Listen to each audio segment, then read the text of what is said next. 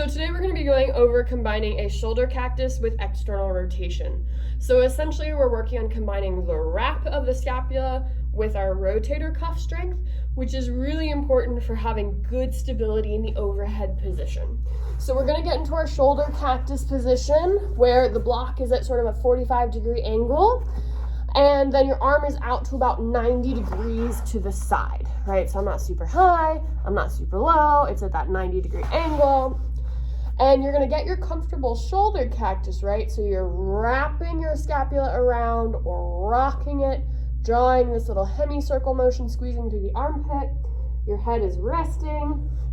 And then from here, you're gonna engage your rotator cuff to lift your wrist. So I'm actually wrapping my scapula, getting that engaged, pulling through, and then I'm using my rotator cuff to rotate my humerus. I'm not just flicking my wrist. So I'm really focusing on wrap and rotate, working on engaging my scapula and getting that upward rotation, and then rotating through the humerus, engaging my rotator cuff. So what I'm really focusing on is the wrap and rotate.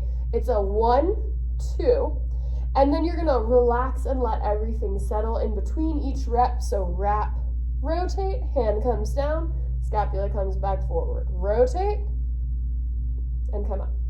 To make this harder, you just take a weight and you add that rotation.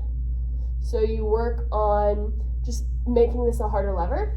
And then the hardest version, right, is when your arm is all the way overhead. You work on that scapular wrap, which is going to get smaller as your arm comes further overhead, and then you're going to focus on rotating.